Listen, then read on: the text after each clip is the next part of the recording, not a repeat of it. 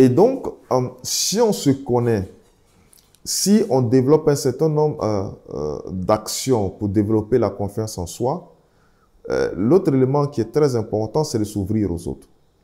En général, les personnes qui souffrent du manque de confiance en soi ou même qui ont un handicap ont tendance à se refermer sur elles ou à n'évoluer que dans un environnement où ils ont des personnes qui ont plus ou moins les mêmes problématiques. Ce qu'il faut, lorsqu'on veut développer la confiance en soi, lorsqu'on veut démontrer qu'on est une personne unique, qu'on a une personnalité dynamique et positive, c'est de s'ouvrir aux autres. Donc, de prendre part aux activités dans d'autres associations, de prendre part à des initiatives qui ne sont pas forcément avec des personnes qui ont les mêmes problématiques que nous. Et donc, du coup, on est capable de démontrer nos compétences, nos habilités au monde. Il ne faut pas se soucier du regard des autres, parce que le plus important, c'est ce que vous pensez de vous-même.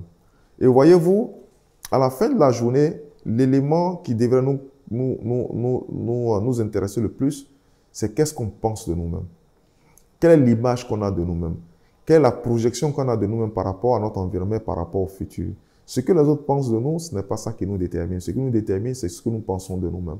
Et donc, pour des personnes en situation de handicap, il faut se préoccuper très peu des réactions, de préjugés du monde extérieur, de notre entourage, et se préoccuper beaucoup plus de notre conscience, de comment est-ce qu'on se sent, de notre bien-être, comment est-ce qu'on se projette par rapport à notre futur, comment est-ce qu'on se projette par rapport à nos compétences. Et c'est seulement comme ça qu'on arrive justement à pouvoir démontrer que l'handicap n'est qu'une infime partie de notre personnalité et que nous sommes une personne entière, capable de raison, capable d'aimer, capable de se projeter et surtout capable de s'affirmer dans la société.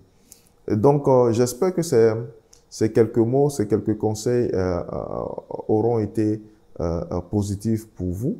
Le cabinet La Libellule se tient à votre disposition si vous avez des préoccupations, si vous avez des besoins en matière de développement de soi. Et ça sera toujours avec un réel plaisir que je partagerai avec vous mon expérience en matière de développement de soi ou en matière de ressources humaines.